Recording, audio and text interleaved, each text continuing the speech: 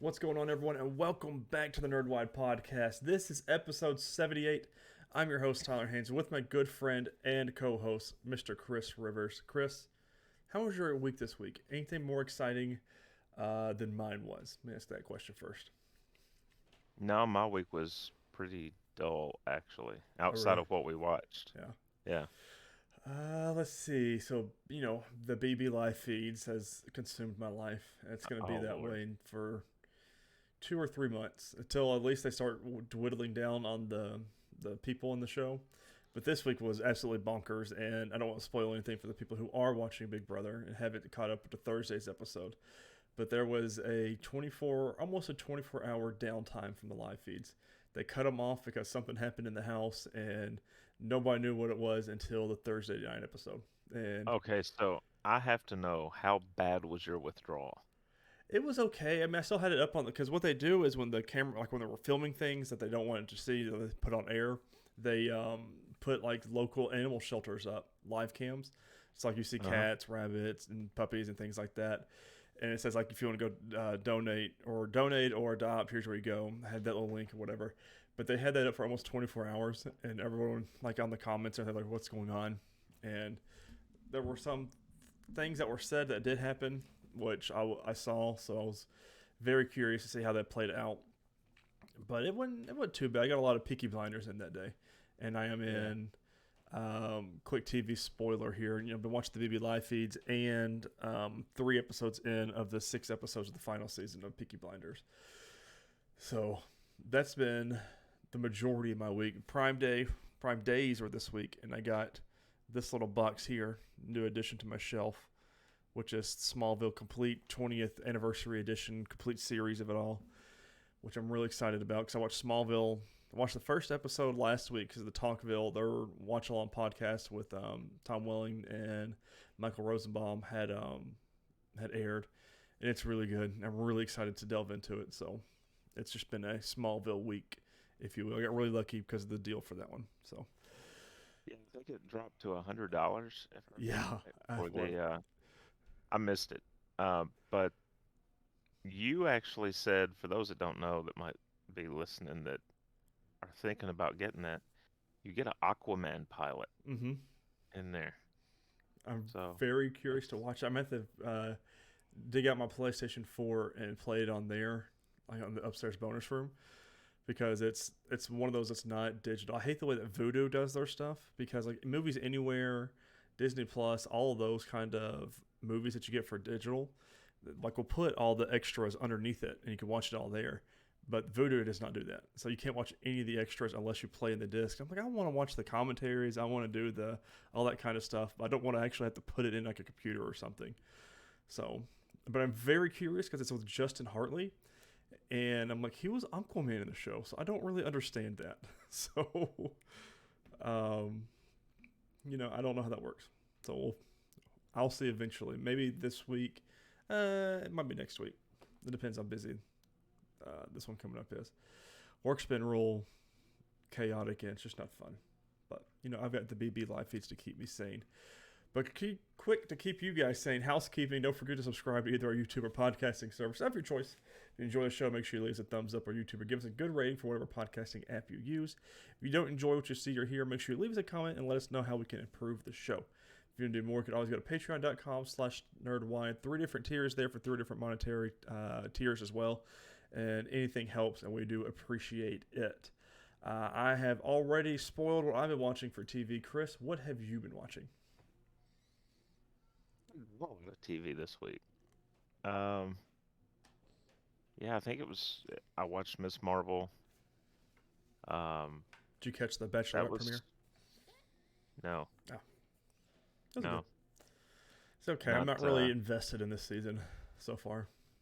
So Didn't you say they're doing the double two of them, and it's weird. bachelorettes? Yeah, And it's like Jesse Palmer's the host this season, and he's like, "We of don't course even he know what is. we're doing." And I'm like, "That's dangerous. If you guys don't know what y'all are doing at ABC, why are you leaving it up to those two?" So, anyways, whatever. Right. It was. They both like some of the same guys. It's very drama filled, but Big Brother was much more Well, drama filled. I like it a lot that way. So yeah. Let's see, Chris. Miss Marvel Episode 6, the finale for Season 1, titled No Normal. We're obviously getting into full spoilers for this one, so if you have not finished Miss Marvel and had not been spoiled by what happens at the end, this is your time to bow out now because we are going to talk about it and it's going to get crazy. We're going to TVLine.com by Keisha Hatchett for the recap. Excuse me. Picking up where we left off, Miss Marvel's season finale kicks off with Bruno and Kamran rushing onto the subway, narrowly escaping the explosion at the Circle Q. With damage control hot on their trail, this is the absolute worst time for Kamran to struggle with his powers. Fortunately, though, his uncontrolled light bursts create a barrier against the agents and the pair evades authorities. Elsewhere, Kamala has an important announcement for her family. She's the Light Girl / Nightlight. But nobody is surprised since Muniba told Yusuf, who passed it on to Amir, and so on. I loved this scene. While Yusuf is supportive of his daughter's superhero status, he wants to make sure that she's being careful and not seeking out trouble. But as Kamala points out, he didn't raise someone who would sit by and do nothing while others needed help. Again, this is a culmination of what the show has been building about family. And I feel like this is what this show does right more than anything is the family dynamic of the whole Kamala Khan family. Yeah.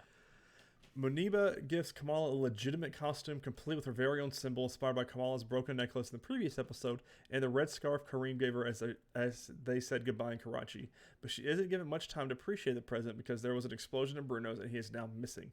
Speaking of Bruno, him and Kamran head to the mosque to hide out from the cops. Nakia is quick to point out that this is a terrible idea since the mosque is probably under surveillance by everyone including damage control and the JCPD. The Islamophobia is real. Right on cue, Agent Deaver and her DODC squad burst through the doors to inquire about Kamran's whereabouts. Sheikh Abdullah and the other worshippers are used to cops dropping in without notice and whip out their IDs before the agent can finish her all too familiar request. It was a funny scene, but a horrible, horrible, horrible thing that is going on in real life, and I absolutely hate it. I'm going to go ahead and say I think my favorite person in this whole series, by the way, is Sheikh Abdullah. He has been, like, every episode and every scene he's in is by far my favorite. And not just because he took her Miss Marvel's motto, but it's great and I love him and he does such a good job. They even offered cookies to the agents and everything, but they didn't take off their shoes coming into the mosque. But this distraction allows Kamran and Bruno to escape through the back door where they run into Kamala, but she tells them to go ahead to the high school while she makes an important call to Kareem. She asks Kareem for his help in smuggling Kamran out of town, and the newly minted red dagger comes through with a friend who will meet them at the harbor at midnight. I was expecting a cameo of some sort for who this friend was at the harbor, because we never met them. The whole episode, by the way. So I was expecting a big cameo for that, but we didn't. He just shows up in Karachi. Yeah, kind of wondering what we were. I thought it. I was like, I don't know if it would be Moon Knight, Right. like something like that, just to kind of have A little a continuity. tie to something else. That's what I was thinking they would do. Like I don't know who I thought, but I was like, okay, this is gotta be somebody, right? Because you can't just say a friend and turn out not to be anybody. So what do we know? I wonder if we get it later. Like maybe it's found out that this person helped him escape, so they get brought up on trial. And She-Hulk takes the case. She-Hulk. Like kind of tie it back. I'd be down for that. That's actually pretty smart, Chris. I like where your mind's at here. At the high school, damage control locks down the area and outside while the gang braces for a showdown. The group includes Kamala, Kamran, Bruno, Nakia, Zoe, who is filming TikToks in theaters good lighting, and Amir, who is sent there by their mom to chaperone. Much like her rendezvous to AvengerCon, Kamala formulates an elaborate plan involving every fire extinguisher in the school and a cart full of softballs. Hilarious. I loved this group. I really enjoyed that they included Zoe in this, and kind of bringing her back because she hadn't really been a part of it since episode 2 of the show. Mm-hmm. And the fact that she already knew that she was Kamala was pretty funny too, because she could put up 2 and 2 together. She used to be her best friend anyways, so it wasn't really hard to put that on. Agents barge in are met with a series of Home Alone-like booby traps, including a distracting disco ball, fire extinguishers falling in the hallways, and a giant foam bath created in the chemistry lab. During the commotion, Zoe streams live to her followers, urging them to rush to the school and help out against the DODC. As Kamala and Kamran hide in the office, they hold hands and nearly kiss, but are interrupted by Bruno, always Bruno. The latter creates a diversion while the superpower teens get away, and he is violently arrested. Amir, Zoe, and Nakia are also apprehended after pelting officers with softballs. the Home Alone booby traps was exactly what this show is to me. More so of a high school trying to bring in that high school crowd into the MCU. It felt like a Disney Channel, Nickelodeon show, MCU edition, which isn't a bad thing, I don't think, but it's definitely different for sure. But culminating and coming into the high school for this big kind of showdown with the DODC, I thought was really well done. So We we've established though, right, that isn't Kamran a cousin, basically, of a distant cousin, yeah. yeah. So Okay. yeah, it's yeah. As Kamala and Kamran hide, so they all got arrested. Very funny. During a quiet moment, Kamran tells Kamala in the face of these threats he needs his fellow clandestines, namely his mother. Kamala breaks the news that Najma pierced the veil, and Kamran pieces it together that she died in the process. In a rage, he uses his powers to fight back against the cops, and Kamala intervenes before he can smash one of them with his fist. Kamran then walks outside and is surrounded by armed police and a huge crowd, thanks to Zoe's video watching and filming behind the barricades. In her video, she told everybody that in the area that they needed everyone to come to the high school to help. What did they say? I forget how she got everybody there. They said they were DODC was at the school doing something. Yeah. And everyone got I there. don't It was really remember cool. I don't remember what her exact reason was anymore. The cops open fire and Kamala leaps in front of Kamran, forming a shield with her light to protect them both. Agent Deaver orders a drone blast that knocks the teens to the ground, much to the crowd's horror. As the machine gears up for a second shot, Kamala utters her famous catchphrase, "Embiggen," and does exactly that. I'm going to put a pin there because that was awesome. Was not expecting her to use her catchphrase. And I mean, with her suit, we didn't even talk about yet, which was phenomenally, just really, really well done. I hate that we get a suit at the last episode. Kind of wish it happened in the fifth one, but Yeah. you know, It was one of those things when she first said it for that split second. mm-hmm. I was like, did I just hear what Mm-hmm. I think I and then It looked I good did. too. What they did with her, because I mean, Yeah. in the following scene, she was in Biggin, and it was really well done. Mhm. The much larger hero is a formidable match against the DODC, as is Kamran, who's getting the hang of his powers. But when Deaver points a gun in his face, he can barely contain his rage and unleashes his power, threatening the crowd in the process. A fast-thinking Kamala forms a dome around them, giving the pair a chance to talk and for Kamran to calm down.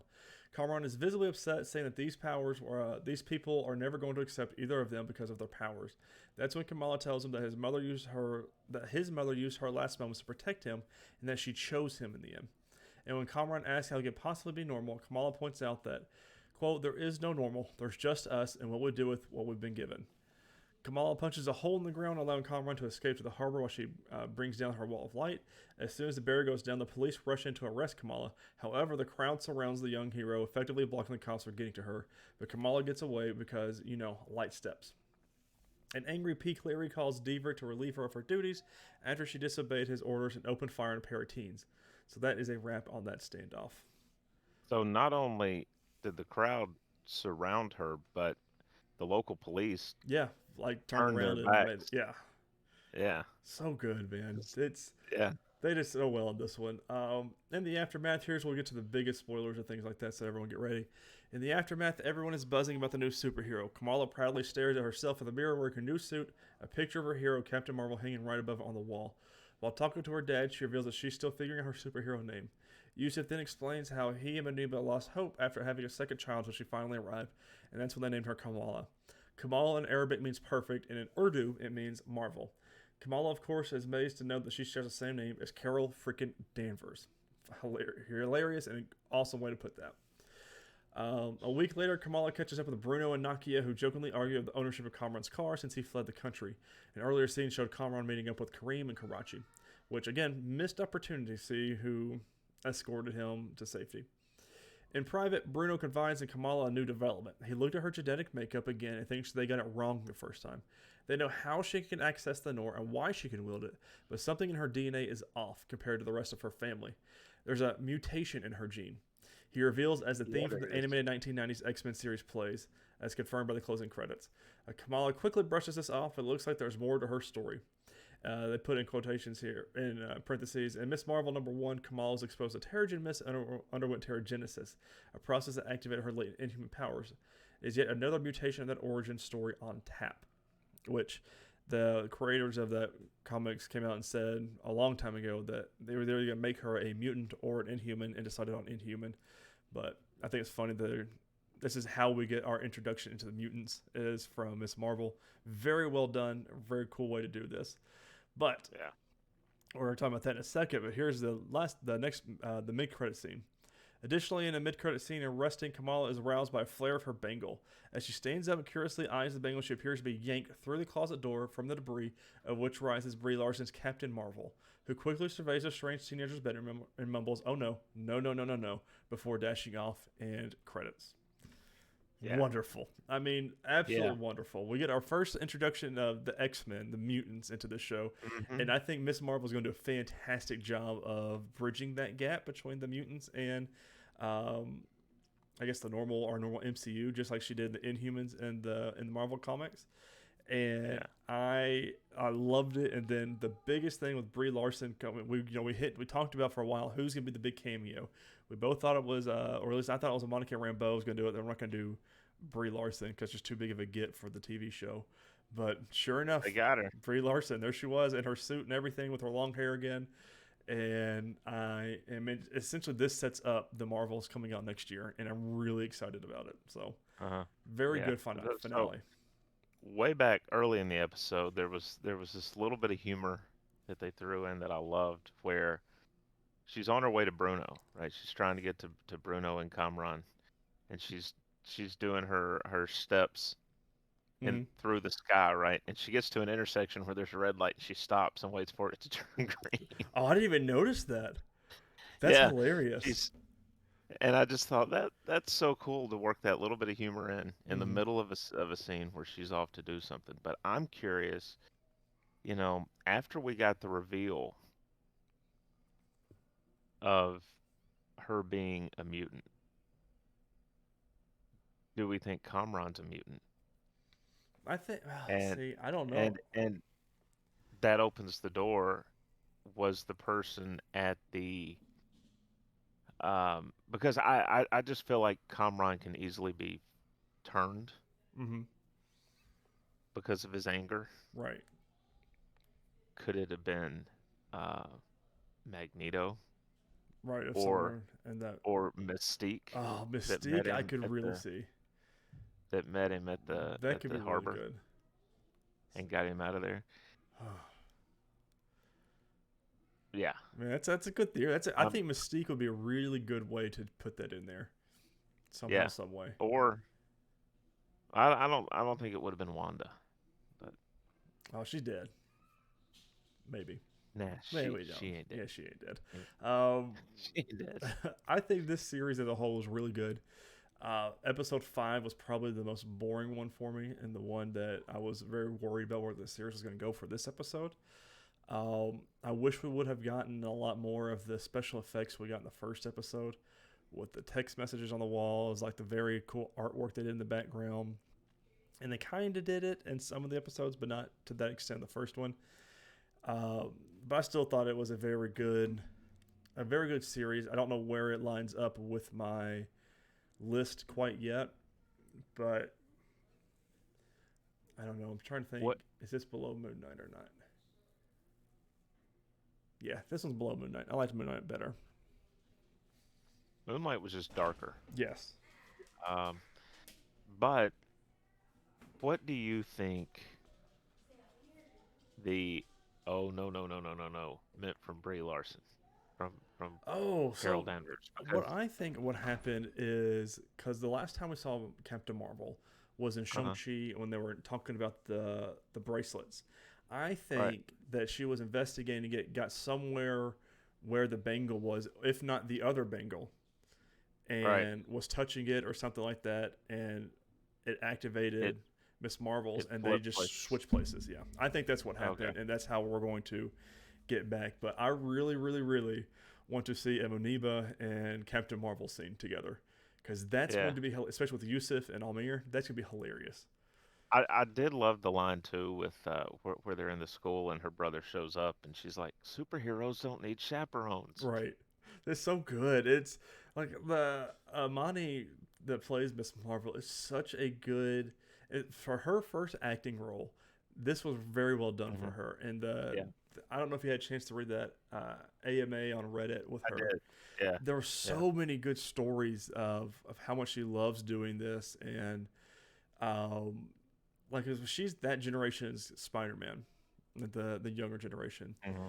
and she embodies that in a real life level. And the fact that she texts Kevin Feige and emails him in all caps and all the time too cracks me up because she's just a fan like everybody else is. And like, cause her favorite character is Iron Man. Her favorite movie from the MCU is Iron Man. And she said she does not want to meet Robert Downey Jr. because she doesn't think she can meet Robert Downey Jr. because of how nervous and everything she is. And I'm like, sister, I feel you, because that's, and then to be that, I don't know. She's such a great person. The MCU is very lucky to have her, and I am really excited to see where she goes from here. I could see I could see RDJ just showing up on set when Yep. she's doing a movie or something and just being like, "Hey, I'm looking for Amani. Do you know where she is?" And Mm-hmm. like it being her That'd he's be it. asking, and She wouldn't be able to work the rest of her the flipping out. Yes. day. Because that'd be a really good Avengers thing to do. Like for him to burst in on one of the new Avengers movies, which we're going to talk about Hmm. here in the movie section for our discussion. But Yeah. uh, what did she say? Oh, someone asked how did she know about the Miss Marvel or the Marvels or something like that. She goes, I found out when you guys did, when he talked about it on stage, because she said I had no idea, and things like that. Just it really because we think that Hmm. the MCU's got it very much well together, but I guess they don't tell everybody everything all the time. No, I I've heard that before that they kind of Feige knows where it's going. Right. And then there might be one other person that knows as much as he knows, and Mm-hmm. then they distribute out what the people need to know. Because the creators, well, not the creators, but the directors of this show had no idea about that cameo at the end. It was Mm-hmm. filmed on the set of the Marvels, Yep. and then they gave it to him at the last minute in the editing process. Isn't that just great? So That's even they hilarious. didn't know. It's Could you imagine? It'd be like, oh well, I don't know what we're gonna do for the post credit, and you get a text from Kevin Feige, hey, we got to take care of. Don't worry about it. yeah, We'll send you yeah. something. So so I gave the show 4.5 stars. It is Yes. on Letterboxd if you want to track it. Um, I'm like you though. I think that fifth episode, had it been the fourth episode or so, Mm-hmm. I don't know what you take away from the first four episodes to get it there, but I think we needed two episodes after that. Yes. I didn't like it as the penultimate episode. Mm-mm. It was. I felt like penultimate episodes sometimes are more exciting than finales are, just because it's Hmm. setting everything up and getting it to that climax, and then you go from there. This one, like, it was with the train, and it was after that scene. I was like, okay, the lady died. Kamran gets his powers. That's all I took after that. And I would have liked to have seen that. To me, this is where the finale could have done something more. I would have liked to have seen something else with Nani. Mm-hmm. You know, They didn't because even give a like, send off to her or anything. Which she's like she's very much the catalyst to the yes, first part of the series, and then it just gets dropped. so we got to go, and they're done. So, Yeah, oh man, I'm excited. I would like to. I think I would like a season two of this, like after the yeah, Marvels. yeah. Season two. I think that'd be a good way to do it because she'd already been spending time with her hero and whatever threat Hmm. they're doing. Maybe even get that second bangle. Maybe somehow, some way.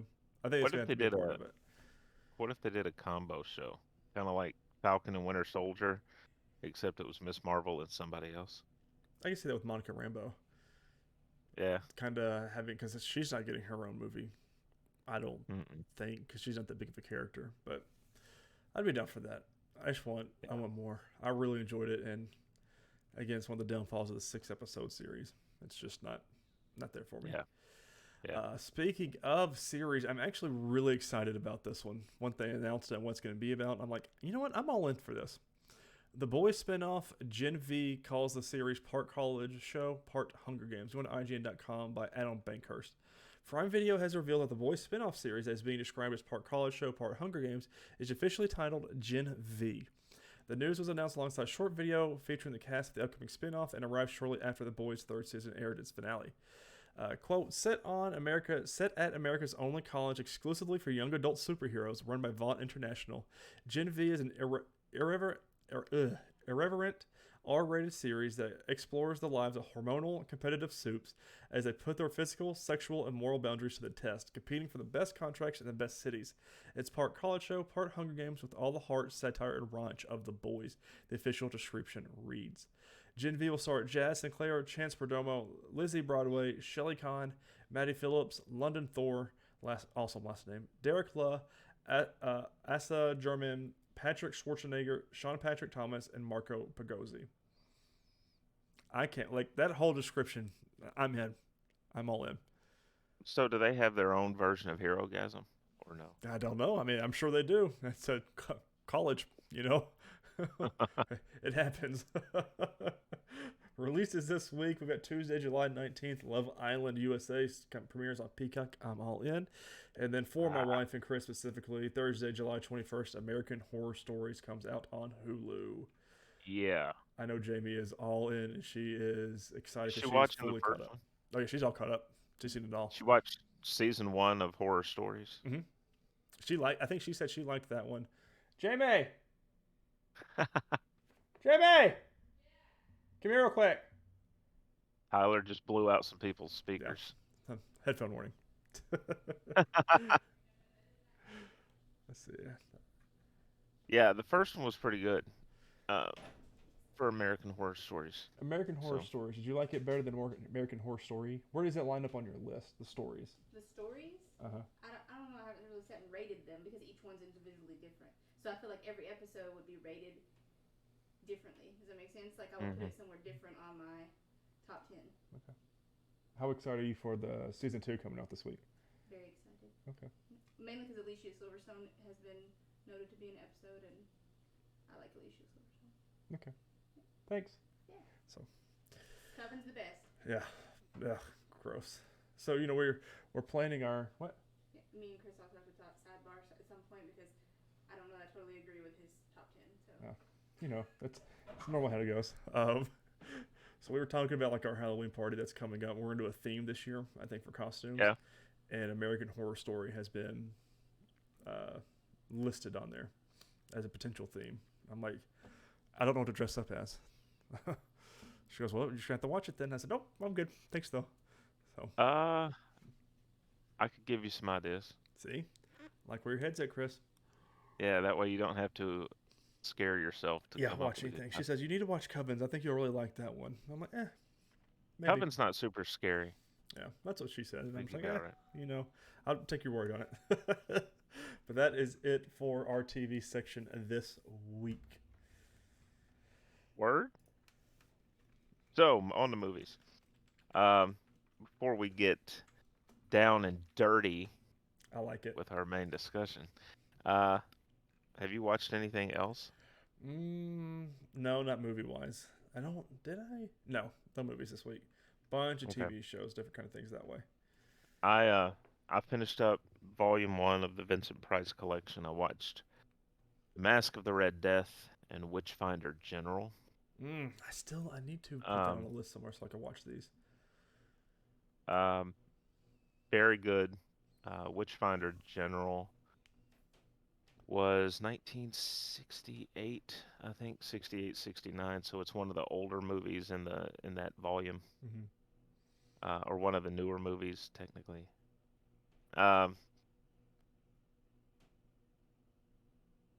It's sort of the British version. I think it's going on around the same time as we had the witch trials in Salem. So you get the lapse in logic, right? Like there's these people that they're going to make sure that they're not witches. And they say, what we're going to do is we're going to dunk you in the water. Yep, with the big heavy tree stump. And if you swim, then you're a witch, and we're going to hang you.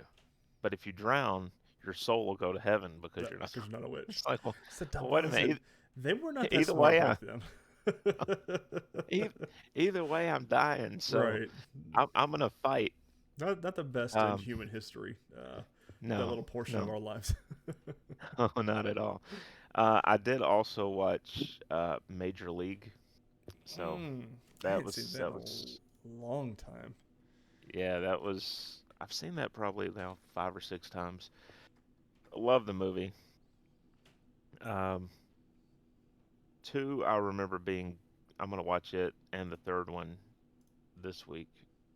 I remember two being not quite as good as the first one, but still good, Right. and the third one that's Not that good. not ne- I don't even not think I've nearly seen the there. second one, to be honest with you. Huh. The second one, so the second one they have a new catcher, like a younger catcher Mhm. who comes on and he can't throw to second to save his life, or he can't throw it back to the pitcher to save his life, so he has to recite stats from the centerfold of Playboy to To take be his able to mind do off it. trying to make the throw. Again, So that's it's some different logic there. yeah. Oh man. All right, this week's movie review, we we watched Dirty Daddy, the Bob Saget tribute from Netflix. Um, I'm gonna say I think I gave this a 3.5 on Letterboxd, and Hmm. I only rated it that low because I was kind of wanting more information on Bob Saget. I wanted more discussions, Mm. stories that centered around him, Yep. and things like that. It was basically I guess the best way to put it is it was like a wake Yes. combined with a roast, and the people there were also roasting each other at times. So I think it was done in the spirit of what he would have wanted to see, Yeah. and that's great. But as someone from outside that circle of people that he knew, it was like I wanted more on him. Did it did it feel like you were imposing onto like Kind of, a wake and yeah. funeral? Because that's how, like about halfway through, I was like, I feel like I shouldn't be watching this. Like I was like, it's because I liked it. I think I gave it 2.5 stars. I mean, it wasn't the best, but like for all the same reasons you're saying. Like I was expecting a little bit more of sort of a tribute than it was about songs, and there weren't a whole lot of stories told about his life. It was just Mhm. kind of this happened, and then we brought some more people out. Like the one that showed of his actual, I guess, uh, funeral thing, where like the whole cast of Full Hey, House was there. Michael Keaton was yeah. there. I'm not Michael Keaton. Tim Allen. Like that one Hmm. was kind of more so what I was expecting, Yeah. but it was. I just felt like I was imposing myself on a private event that I should not have been that privy to, because it's all of his best friends and his wife Hmm. singing songs, just kind of Daughters. remembering him, daughters, and it's just like I feel like I shouldn't really be here right now. But Right. Um, yeah, exactly. I thought we were going to get more of an overview of his life, mhm. some stories told. I knew there were going to be jokes Yeah, and things well, like you that, can't have but I that many thought it comedians on there and not have that. right. Uh, Chris Rock really didn't say a whole lot in the version that Mm-mm. we saw. I'm sure there was stuff edited out. Um, it just felt like there were points in time where he really wasn't mentioned. Right. I'm like, it just felt really really weird. I did wonder how they were going to do it because when you're getting the opening credits, you see um, Candace Cameron's name on there Mm-hmm. because she appears in the other footage, and then they get started at the Comedy Store with the main part of the tribute, and I'm like, there's no way she's going to be Right. part of Yeah. that Yeah. She's not going to be because in this building at all. she's super religious, Mm-hmm. and they were living up to the title of Dirty Daddy with the Yeah. jokes they were telling Some of and them stuff were like that. really hilarious. Some didn't really land Yeah. for me, but yeah, I saw like a lot of these names. Like I saw Seth Green, Michael Keaton pop up on the screen.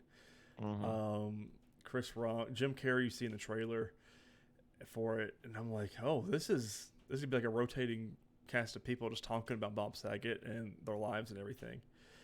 And there was one section like that, but other than that, it was not really what I was expecting. Like Dave Chappelle. Dave Chappelle was hilarious, but it was at the funeral scene. Yeah.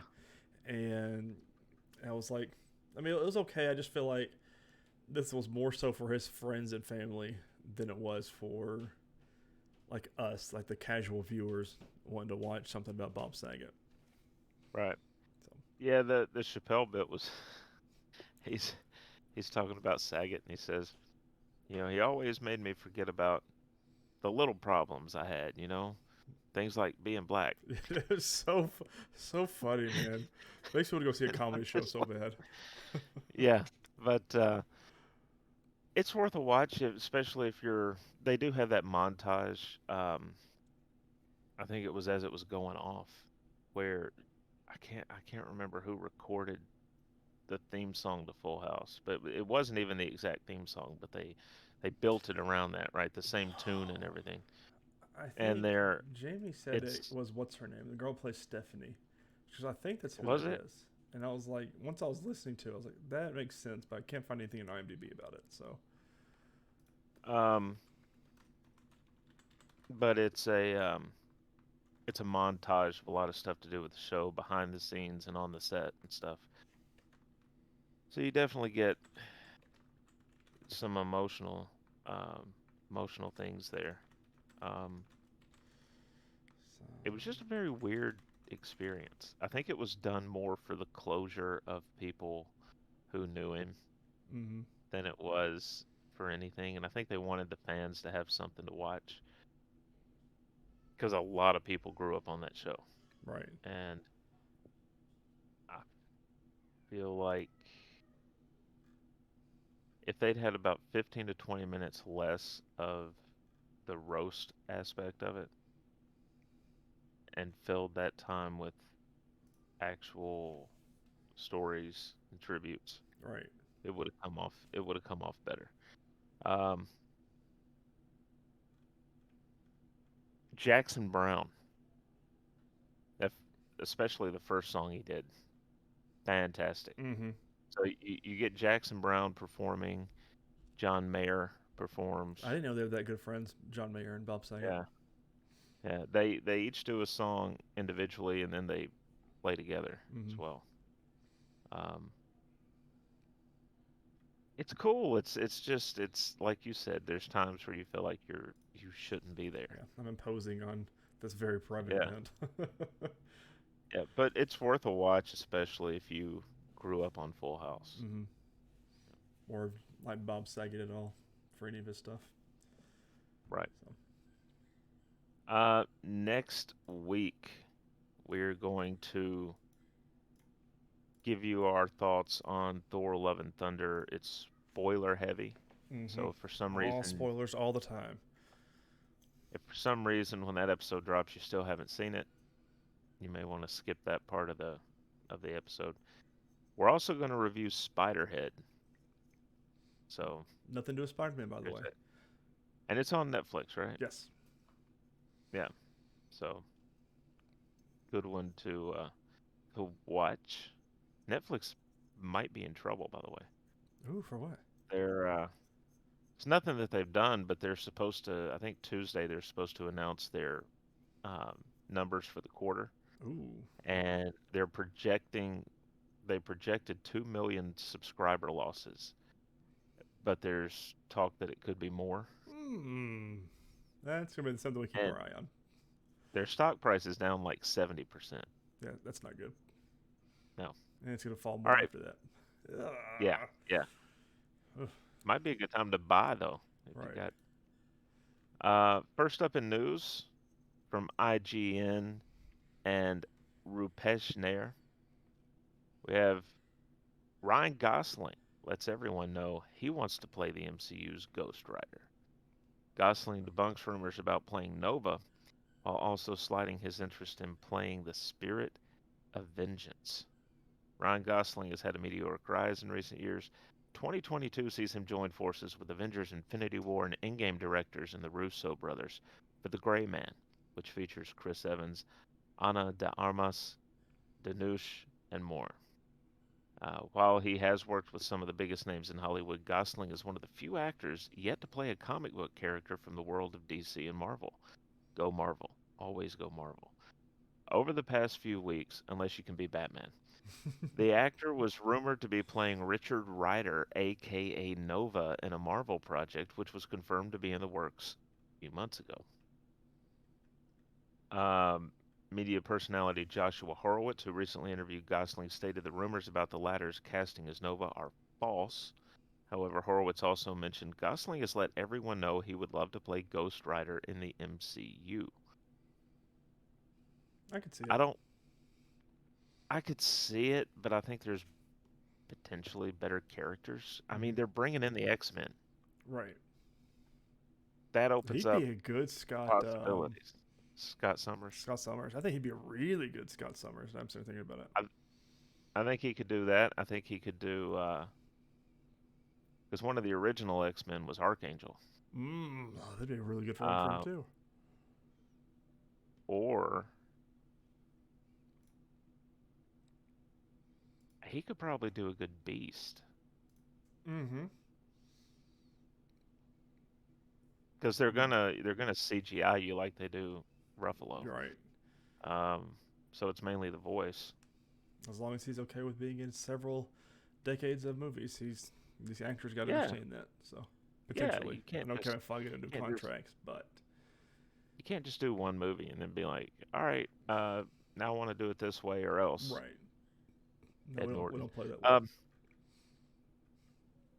although Norton leaving did get us Ruffalo, so I can't be too Yeah, upset. I can't be too upset about that one. All right, next up, um, Daniel Kaluuya will not return for Black Panther: Wakanda Forever, Mm. which, by the way, drops in November at a theater near you. Um, he will not be reprising his role. By the way, this comes from Variety and Elise Schaefer. All these places put their bylines in different spots, and I'm always Mm-hmm. I'm gonna search scanning, through them trying all. to find it. He played W'Kabi in 2018's Black Panther, the best friend and confidant to T'Challa, played by the late Chadwick Boseman, and the head of security for the Border Tribe. Sources close to the project tell Variety Kaluuya was asked to return, but had already committed to star in Jordan Peele's upcoming horror film Nope. Kaluuya was Oscar nominated for his starring role in Peele's 2017 hit Get Out. Don't blame him. Um, I mean, no, I mean, it, especially if they weren't going to do something major, like if he was going to become the new Black Panther, mm-hmm. yeah, I'm in. Little different scenario Yeah, there. yeah, but if you're going to be in like 5 minutes of the movie, Mm-hmm. why would you not do these other? That is I get Oscar it. nominated, and with your good friend Jordan Peele. I mean, they're both real good friends, so Hmm. I don't Yeah, blame him at all. makes total sense. All right, Tyler. I'm ready. So we teased this last week, and I went through a couple times this week and read this article from Forbes and Paul Tassi. Um, if you're cool with this, what I was going to do, we'll just do a brief thing, and then I'll read what he wrote about each show, I'm down. and we can do a discussion as we go. Yep. You know what I mean? Um, so essentially, Paul Tassi here. The article's titled "From Black Widow to Thor: Love and Thunder. Why does the MCU Phase 4 feel so aimless?" And he sets it up by saying that it feels off in a few ways, and it's tough to know what exactly it's going, even based on all the projects that we've seen so far. Um, so overall, when I saw this, I thought, okay, I kind of hear where he's coming from. Before I'd read anything else in the article, I was like, yeah, I get it, because there's all these numbers out there about how many hours of material we have Mm-hmm. compared to the other phases, and we've already blown by the other phases, We've and we're almost not even, doubled several of them. yeah, Yeah. yeah, and we're not even, I think we're right about the halfway point of phase 4. Mm-hmm. We've got many more hours to go. But I also then had to think, I don't think people calculate. Originally, shows like Agents of S.H.I.E.L.D. were canon. Mm-hmm. Oh, they're canon now, And by the now, way. well, Just multiverse. it got, yeah, So, it got removed from right. the official canon for a time. And I don't think they're factoring in some of those hours Mm-hmm. totals shows like that That's a and good point. Agent Carter. And so Inhumans. there, yeah, Mm. R.I.P. there were a lot of shows tying in stuff, not like we're getting with Disney Plus. But this all kicked off. Actually, he has it kicking off with WandaVision. Which I guess technically it did, but we know Yeah, it Black was Widow was supposed to start with supposed Black to be. Widow. Yeah. Yeah. So January 2021, WandaVision. He writes, perhaps an indication that things were going to get a bit weird here in Phase 4. WandaVision does remain one of the era's best projects, a fantastic exploration of grief and mourning, but what it ended up being was setting up Wanda to be the antagonist of the next Doctor Strange film. Now she's allegedly dead, but that seems unlikely, that we don't know when or how she'll return. Speaking of full-on spoilers for a lot of things here, so keep that Yeah, in but mind. if you're this far behind, Yeah. Okay. Good point. Good point. you're probably not interested anyway. Right. Um, there's not really a lot to say about that one. I mean, No. Well, I he's mean, right. it's true. They It set was up Doctor Strange. Everything's going somewhere. They're all connected to things, like the other phrases did. And this is not where we start to worry on this one. no, but I think it's a case in point that before they were setting up future movies with other movies, Mm-hmm. and now they have this other outlet, so they're able to do a lot more content simultaneously Right. and create faster connections. So they can do more. Right. Like they're not having to set something up 2 years down the road. They can set it up 2 months down the road. Mm-hmm. Um, Next up in March of that year, so 2 months later, we got Falcon and Winter Soldier. This show's back in the news right now based on a THR article that seemed to wonder, it's the Hollywood Reporter, that seemed to wonder if Sam would pick up the mantle of Captain America when that was literally what the entire series was about. The dumbest article I ever read in my life. But it does sort of speak to how it feels relatively pointless given that the end of Endgame has Cap handing him the shield, and in general this seems to be the least well-received live-action series so far on Disney Plus. I do not agree with that last sentence. Correct. Um, I think it's been very well received. What was Falcon and Winter Soldier's post credit? Do we remember? It was the Allegra de la Fontaine where Oh, she that's right. hands off her business card. Again, felt like the Phase One.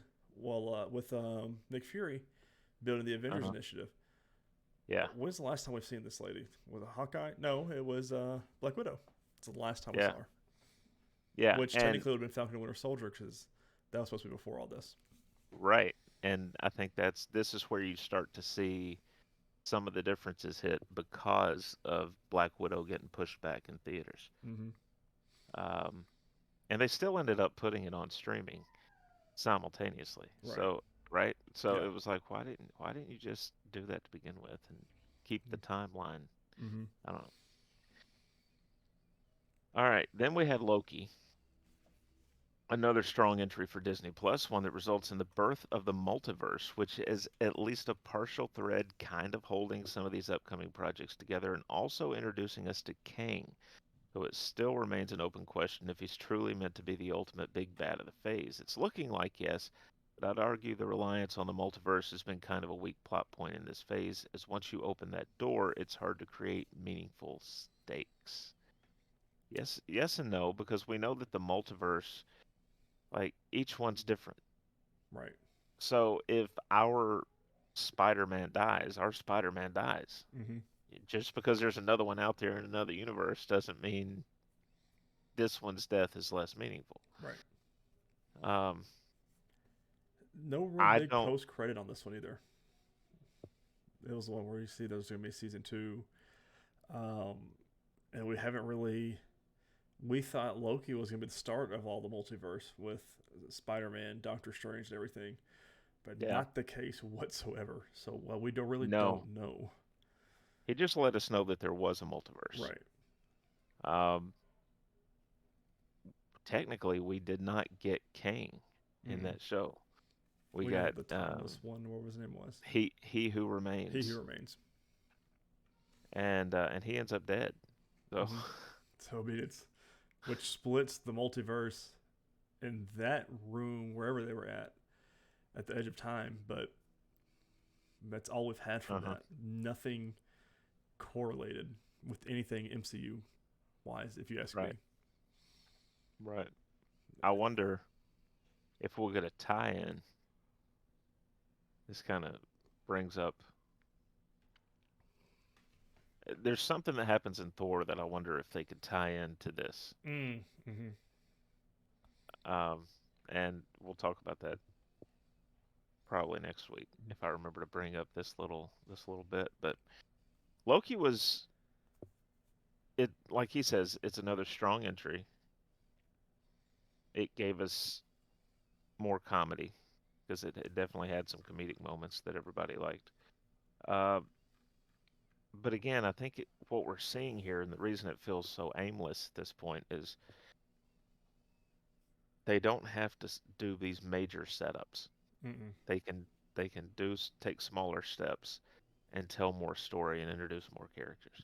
So in June 2021, we got Black Widow. Uh, he writes a project that should have existed a long, long time ago. Yes, with ScarJo's Natasha not getting her due till after she died in Endgame, making this one of the only flashback MCU movies and a very weird way to kick off an entire phase at the box office. The movie mostly served to be an introduction torch passing to Yelena, who still has been underutilized, but more on her later. As a I what was supposed to be the first movie in the phase, Yeah, this was supposed to be before WandaVision, before anything. mm-hmm. I felt like this would have been a strong where are we going kind of film because we Yeah, had Madam Hydra, whatever we want to call her, starting to set this all up. uh-huh. But like in the timeline we're doing now, yes, it still backs up something we hadn't seen in 2 shows ago with Falcon and Winter Soldier. So we're still on the right track. I feel like Right. Loki is our only little Yeah. blip right now of feeling aimless. So Uh-huh. Yeah, pretty much. And even then, because by the time Loki aired, we knew about Fantastic Four, so yep. it was like it's not totally, but it was open-ended. Um, I would argue that she should have gotten her own movie well before Endgame. A lot of people think that, and especially since they killed her off in Endgame, I feel like it would have made it Yeah, more, impactful. more impactful. So Yeah, yeah. The only thing it does is then you can't end the Black Widow movie the way that you did right, because she's not dead yet. right. Spoiler, Right. we're gonna kill her. Um, although that could have been part of the end game then, right? Is how do we keep Natasha alive? That Mm. could have potentially, knowing what was coming, that she's supposed to die. They could have. Oh, that could It have would been have made. the Endgame It post would have credit. made. It would have made her and Clint that discussion about him wanting to sacrifice himself Right. much more relevant. Mm. But Could have. I don't know. I think they could have done the post credit for Black Widow at the end of Endgame because that's the Yeah. same. Especially if we already had Black Widow, the movie, Uh-huh. it would have set that up more. You'd be like, okay, haven't seen Yelena, so obviously she got snapped, but Right. or whatever happened to her, and then we come back and um, we get Madam Hydra, and everyone starts theorizing after that because Madam Hydra's building a team after Endgame, and go from Right. there. But Yeah. That could have worked as well. So next we got, and it's interesting. We got movies back to back mm-hmm. before we got another TV show. Shang-Chi and the Legend of the Ten Rings in September of 21. He writes, arguably this, arguably the best or at least second best movie in the entire phase so far. Okay. Uh, Marvel really did something significant by turning a relatively unknown hero into a great new force in the MCU. But while Shang-Chi will no doubt be a key presence on whatever super team assembles in the future, it has yet to cross over in any meaningful capacity with any of these other projects. A sequel is coming, which could change that, but it's weird that such a standout feature and character have felt ignored since release. Completely agree with that last I, sentence. yeah, I don't know about it being the second best movie in the phase so far. I mean, Uh, maybe mm, it's mm, not. It's not as good as Spider-Man, no, I don't think. I don't think any of the movies here are better than Spider-Man right? in this phase. Um, I think this could be third. I can see a third because you still have Doctor Strange and Thor: Love and Thunder. So I mean, Yeah, but it's a good standoff point for his character. But again, we had the in post credit scene, which was with Captain Marvel and Bruce talking to all of them about the rings, uh-huh. and I feel like, I mean, it's a missed opportunity kind of for Miss Marvel, I guess, like to mention this somehow. Like the energy spike off the Bengal, like that couldn't have alerted Bruce or Shang-Chi. A perfect opportunity to have Shang-Chi in it. And he'd be Yeah. like, oh, we had a blip that, or not a blip, because you can't use that word because of the whole blip. What But, What if Shang-Chi was the one at the harbor? mm. Oh, that would be really good. But they should have shown that if he was. Yeah, But that would have been I'm really well assuming. done. I'm assuming they would want to save it though as part of a flashback reveal or something like Right. Mm. that. Next up in November 2021, so we got 3 films in a row with no MCU Disney Plus show. Well, this dropped about the same time as Hawkeye. Mm. The Eternals came out in theaters.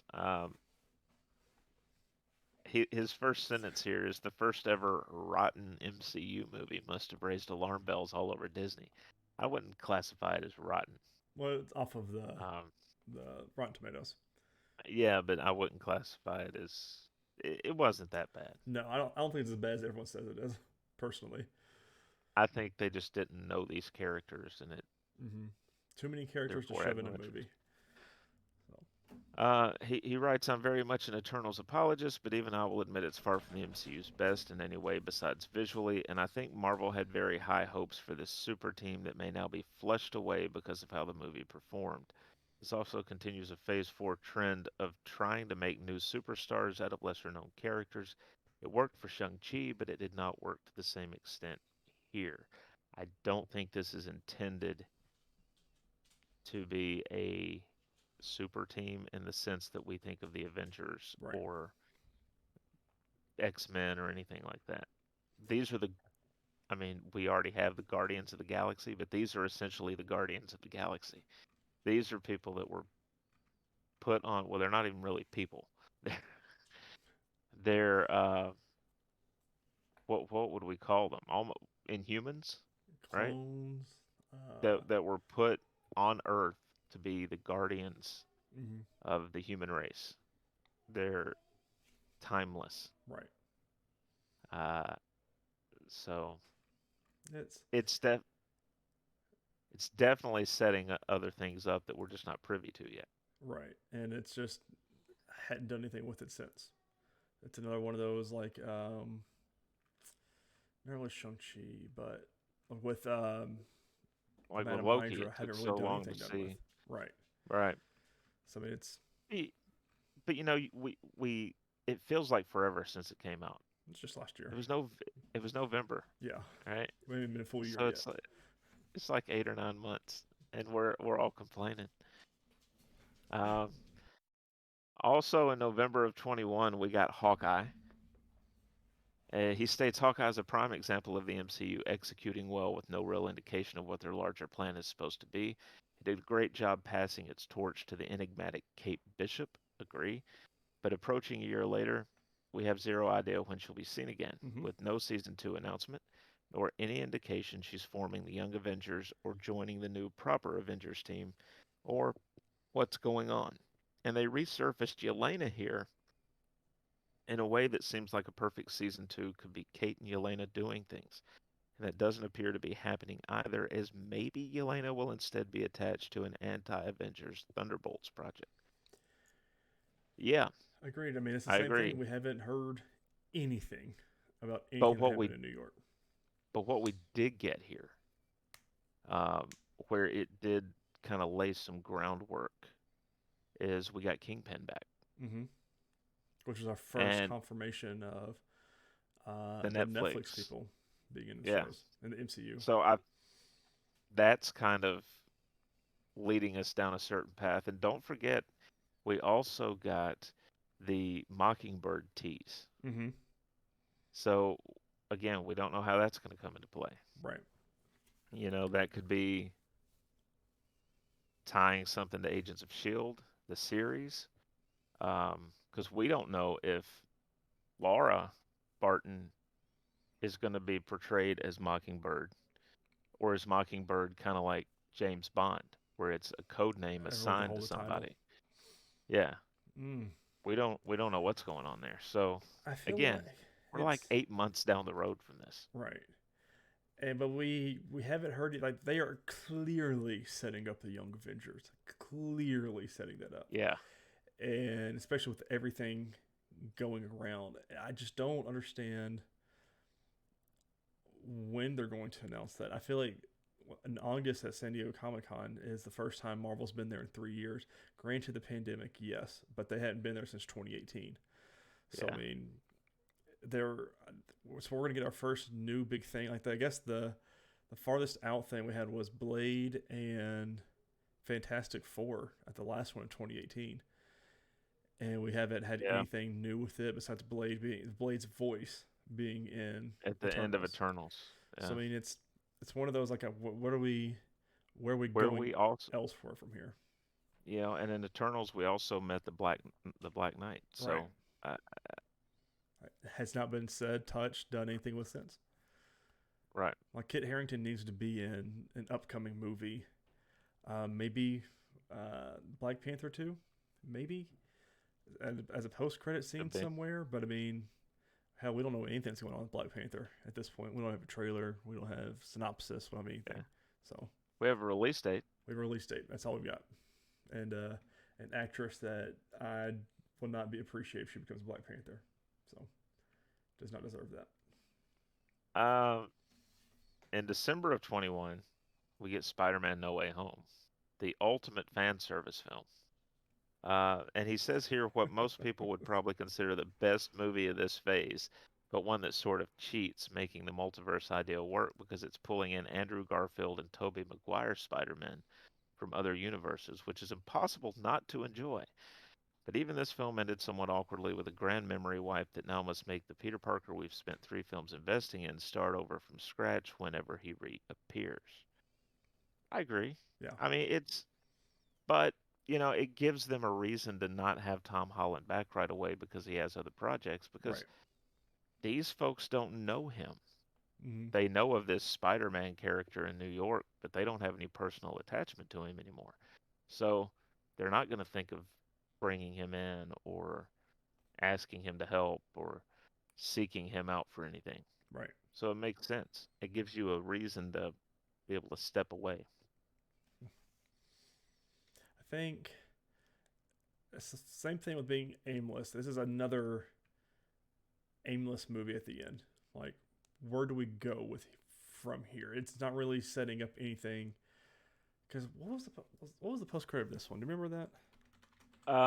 I remember one of the credit scenes was the little drop of the symbiote that was Yes. left behind.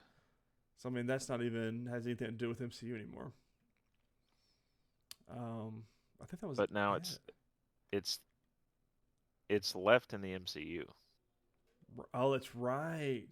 So that's the only indication of what could possibly be happening with Spider-Man. So I mean, oh man, I don't know. I feel like this is another aimless one for me because as a whole of the Phase 4, I we think it don't have feels that way anything. right now. It did kind of set up what happened in Doctor Strange. Mm. So we had that domino effect. Right. Um,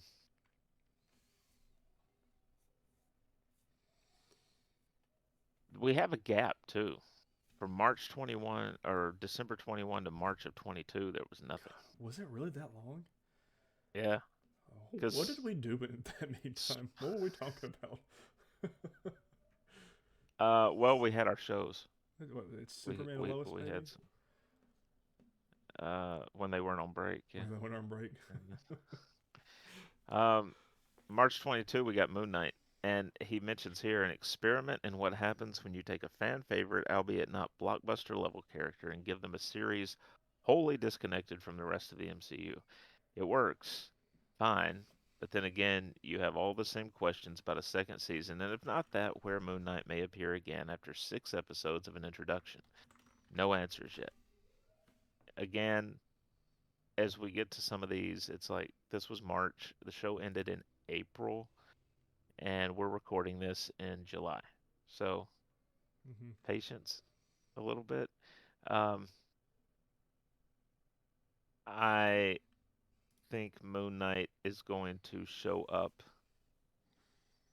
I see him with who we know about right now. I see him connected most easily to Blade, Yes. and there's nothing going on with Blade right Nope. now. So No, no. we're Nothing new. no, and we're working toward it. I thought they could have acknowledged Moon Knight in Multiverse of Madness. Right. Just Or Thor. We thought he was going to pop up in Thor, Love and Thunder with Gore. yeah, yeah, Nothing mentioned. He wasn't. I will talk about that later. Well, remind me next week to talk about Moon Knight and Thor: Love and Thunder. yeah. And then May of 22, we got Doctor Strange in the Multiverse of Madness, where he says another controversial multiverse entry, showing just how chaotic things could get using that plot point. But it serves as sort of a weird blend of a reprisal of an old adventure in Strange, the sacrifice of a long-term fan favorite character as a villain in Wanda, and the introduction of someone new and probably meant to slide into the Young Avengers squad that does not yet exist in America Chavez. Yeah, okay. Um, I think it's set up a lot more than what that short paragraph acknowledges. We saw the red burst of energy when and I'm blanking on the name of the place now, but the temple Mm-hmm. collapses.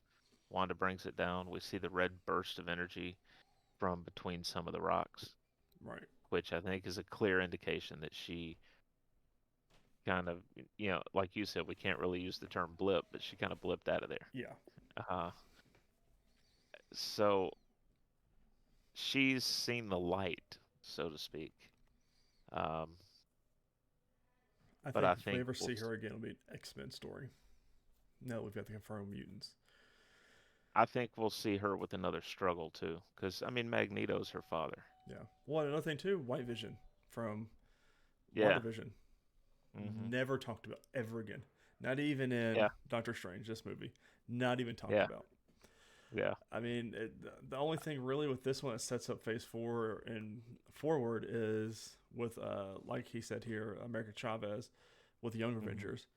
The post-credit scene sets up another Thor movie, but not really a Phase 4 um, what we're building to or going towards. Like, we don't Right. have a big bad for Phase 4, which I'm like, who is it?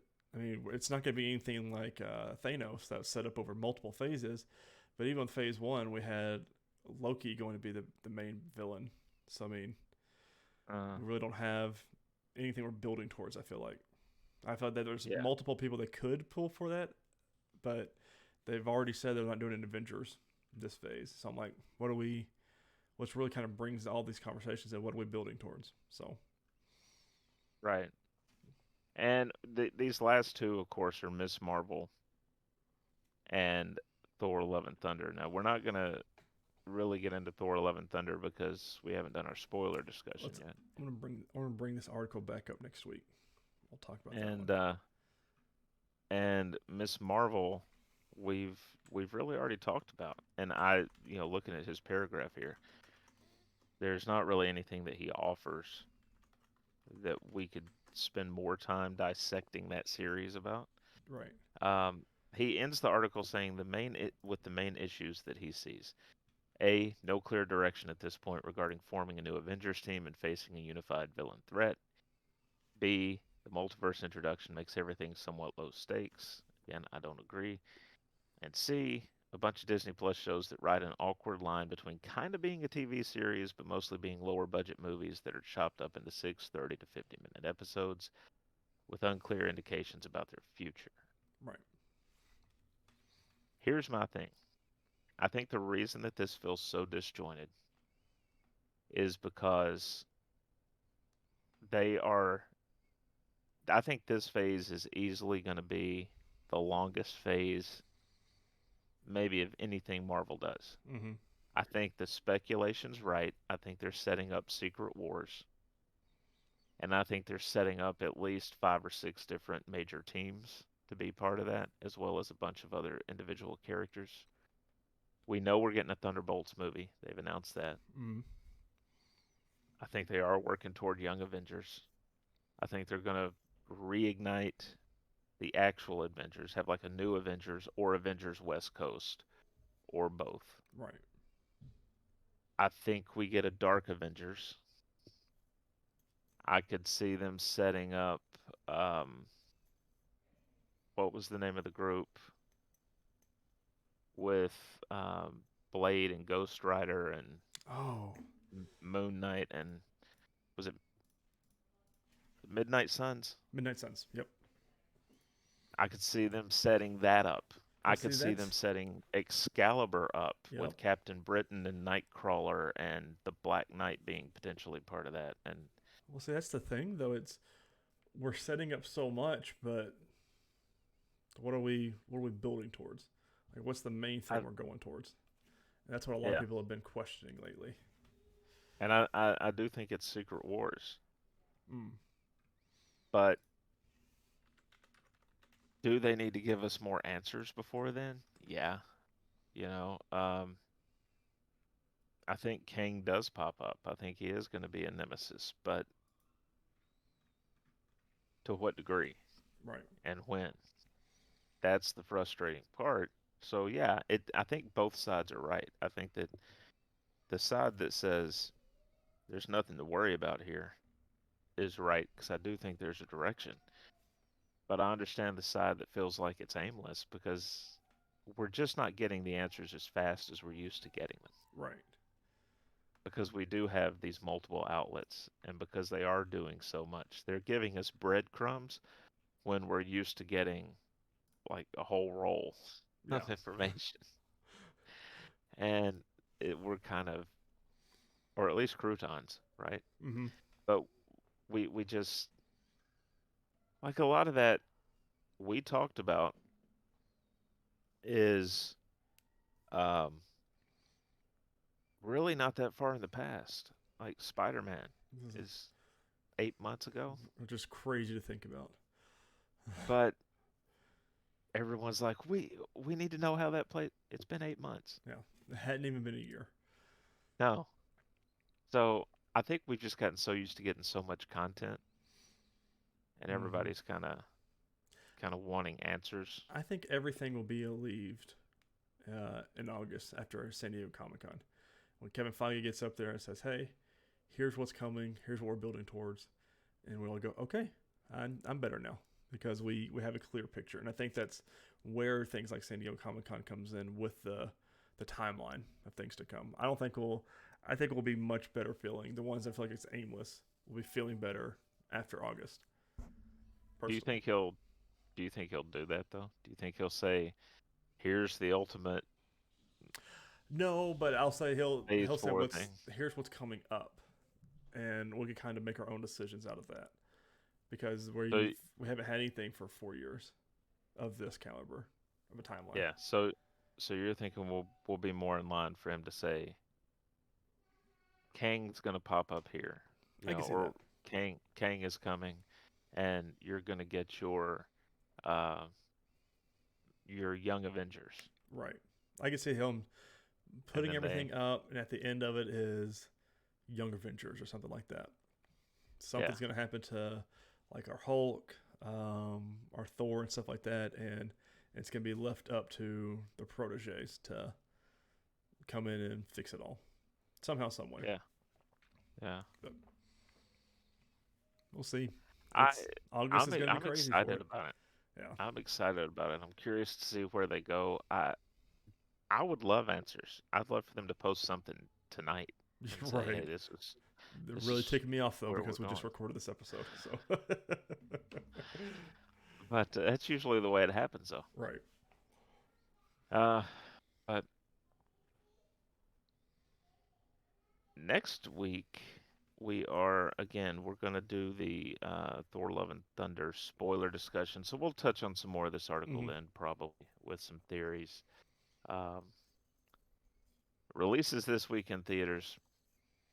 The Gray Man appears on Netflix, and Nope, the latest from Jordan Peele, is in cinemas. Both those July 22nd. And that's all movies. Chris, you been playing anything fun this week? Anything abnormal? No, nothing abnormal this week. Let me tell you.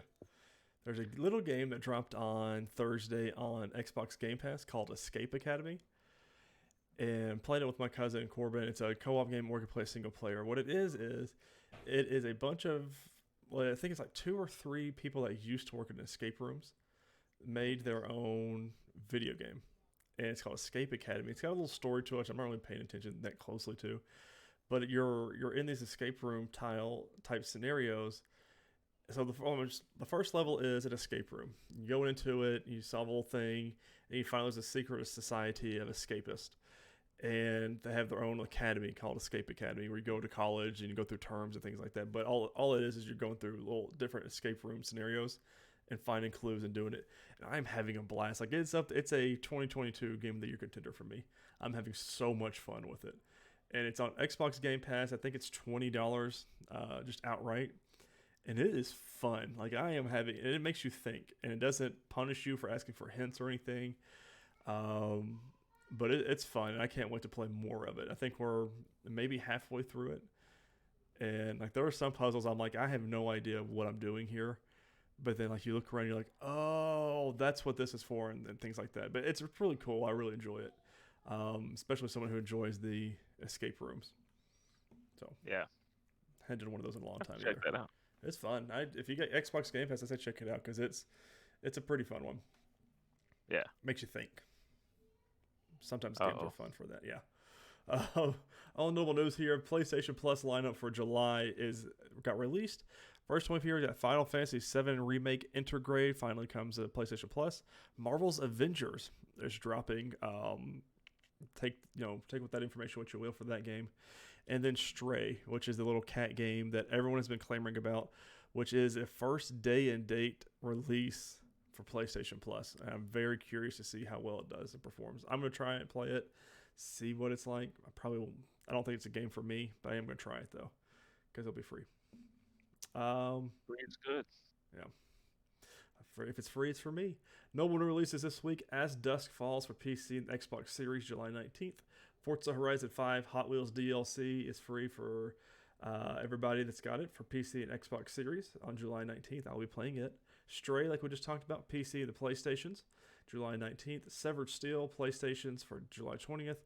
And Bright Memory Infinite for PC, PS5, and Xbox Series on July 21st. And ladies and gentlemen, that is it for this week's episode of the Nerdwide Podcast. Thank you all so much for listening and or watching. We hope you enjoyed this week. Don't forget to share it on all your favorite social media platforms. Don't forget to rate and review our show and what you thought about it down in the comments down below. Let us know if you think the MCU is feeling aimless for Phase 4. You heard our thoughts, and we're going to talk a little bit more on it and finish it up on next week. We're going to talk about Thor: Love and Thunder, spoiler all the way through.